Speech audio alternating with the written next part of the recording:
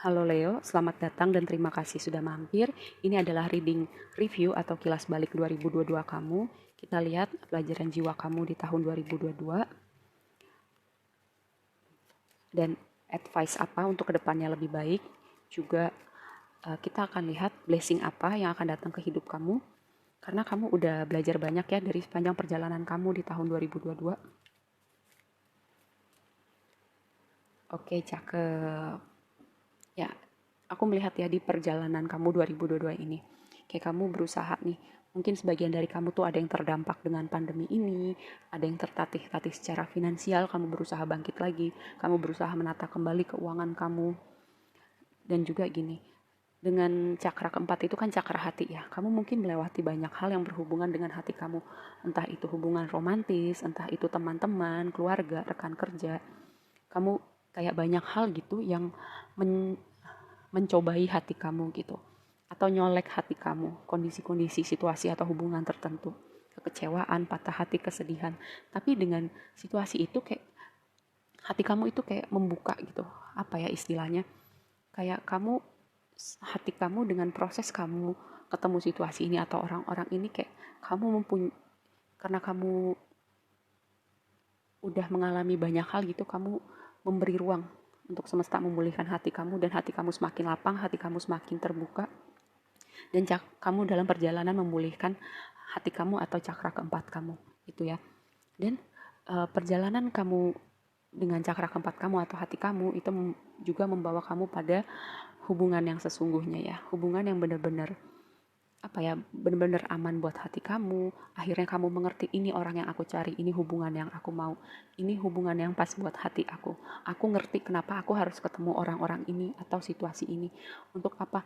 Mungkin ada sesuatu hal yang perlu aku proses dari hati aku, atau ada trauma yang belum aku sembuhkan, atau ada luka yang belum aku pulihkan. Aku perlu melihat itu di sepanjang tahun 2022 supaya apa, hati aku lebih ringan, hati aku terbuka, hati aku punya wadah untuk semesta ngasih sesuatu yang baru, yang lebih pas buat hati aku, yang lebih menyenangkan buat hati aku. Seperti itu ya aku melihatnya. Jadi tema kamu kayak ada sesuatu berhubungan dengan pekerjaan, karir, finansial, atau keuangan, dan juga ada sesuatu yang berhubungan dengan hati kamu ya. Oke, mari kita bahas lebih lanjut.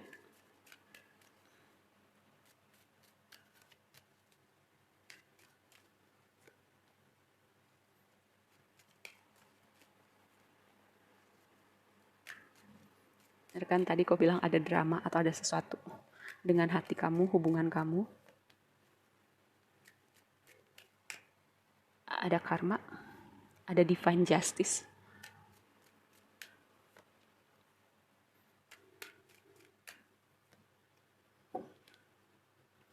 Oke, mari kita bahas yang pertama. Yang menggambarkan perjalanan kamu, diri kamu di sepanjang 2022 ini adalah Six of Cups ya. Six of Cups itu bisa berbicara banyak hal. Jadi kayak pertama ini bisa berbicara tentang inner child kamu. Kayak perjalanan kamu nih, ada situasi-situasi yang membawa kamu untuk melihat sesuatu nih. Mungkin dari masa kecil kamu, masa lalu kamu. Ada inner child yang terluka, kamu memulihkan itu. Lalu juga ini berbicara tentang orang-orang dari masa lalu yang datang kembali, atau orang-orang dari kehidupan lampau yang dipertemukan lagi. Karena ada pelajaran-pelajaran jiwa yang perlu kamu pelajarin dengan kamu ketemu orang-orang ini ya. Dan dengan Six of Cups aku juga melihat kadang ada situasi atau orang-orang yang harus pergi dari hidup kita, atau ada yang perlu kita tinggalkan gitu. Mungkin gak mudah ya, karena Six of Cups ini kayak orang yang menengok sesuatu di belakang gitu, karena udah gak ada atau lagi terpisah atau gak komunikasi. Ada orang-orang atau situasi yang perlu kita tinggalkan dalam perjalanan atau evolusi jiwa kita. Karena apa? Dengan kita berubah, berevolusi, atau menjadi versi diri kita yang terbaik, ada orang-orang yang gak akan match lagi dengan energi kita. Dan mungkin agak berat melepaskannya karena itu udah terasa familiar. Kita udah terbiasa. Tapi kalau kita berusaha bertahan dalam situasi itu, kita menutup jalan semesta memberikan sesuatu yang lebih baik untuk kita ya.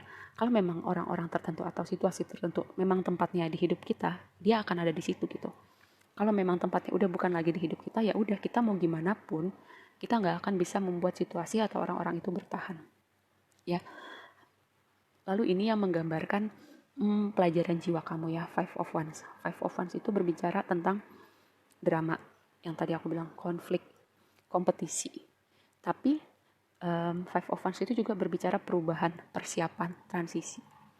Dan aku melihat gini, dengan konflik dan drama ya, karena angka 5 itu berbicara di setiap elemen kayak swords atau cups, kayak ada sesuatu yang gak happy di situ, ada orang yang gak happy.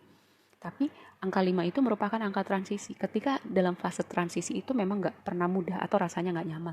Tapi kita sedang menuju tempat yang lebih baik atau yang lebih pas buat hidup kita. Atau memang sesuatu atau orang-orang tertentu yang memang tempatnya di hidup kita gitu.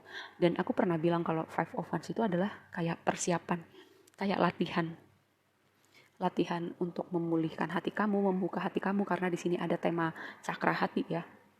Persiapan untuk kamu punya abundant kamu yang sesungguhnya dengan financial constraint ini, kayak ada sesuatu yang kamu perlu berubah dulu mungkin dari diri kamu, cara berpikir kamu, cara kamu berhubungan dengan orang lain. Karena apa? Mungkin itu berasal dari mental block kamu yang mengundang orang-orang tertentu atau situasi tertentu ya.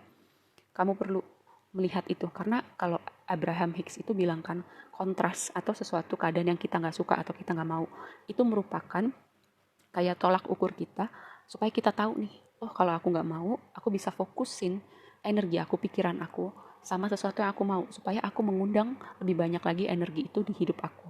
Seperti itu ya, itu persiapan kamu untuk segala sesuatu hal yang lebih pas atau bahkan hubungan yang lebih pas buat kamu di hidup kamu.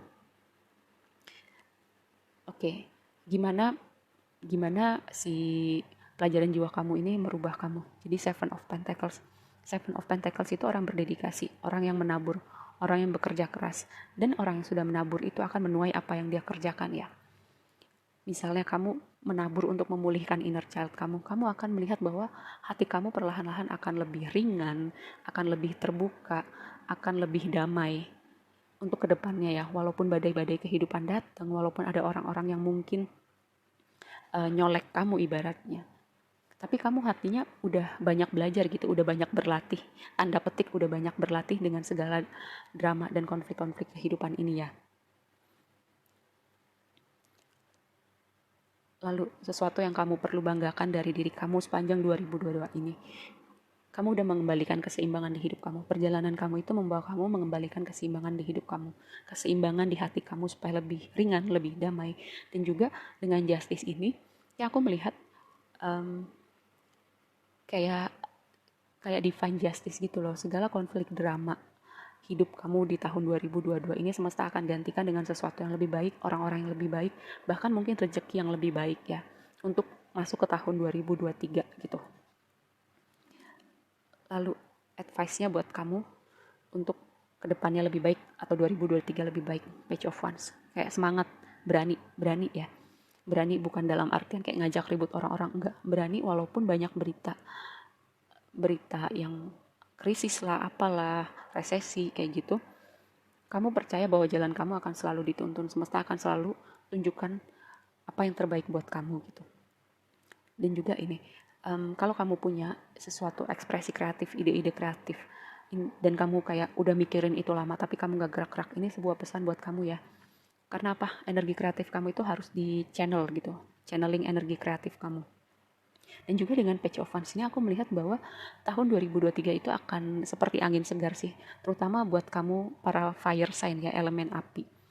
Karena apa? Jupiter di tahun 2023 itu kan akan masuk ke Aries ya, akan membuat aspek yang bagus secara astrologi untuk para fire sign. Dan yang terakhir ini adalah blessing apa yang akan datang di hidup kamu ya. Eight of Cups. Ketika kamu secara jujur dan secara sadar melihat nih banyak situasi yang udah kamu lewatin di 2022, kamu udah belajar banyak, terutama aspek finansial dan aspek hati kamu. Kamu meninggalkan situasi atau orang-orang tertentu yang kamu udah lihat nih tidak membawa efek yang baik di hidup kamu, tidak membawa keseimbangan di hidup kamu. Kamu meninggalkan itu semua menuju cahaya, menuju kebahagiaan kamu. Dan aku selalu bilang bahwa Eight of Cups itu kartu sebelum Nine of Cups. Nine of Cups itu adalah energi orang yang happy, orang yang mimpinya terwujud, orang yang bahagia, orang yang single. Walaupun single gitu, dia tetap happy sama hidupnya, dia happy sama yang dia punya. Dan dengan 2023 aku bilang bahwa Jupiter akan membuat aspek yang bagus ya. Untuk para fire sign, aku melihat banyak hal menyenangkan atau progresi finansial, progresi karir, dan juga mungkin hubungan yang akhirnya pas buat kamu ya, terutama jika dia masuk di house ketujuh atau seven house ya, karena itu hubungan atau tergantung nih Jupiternya masuk di house keberapa di natal chart kamu. Oke, segitu aja dulu readingnya kali ini buat kamu. Semoga bermanfaat dan sampai ketemu di reading berikutnya ya. Bye.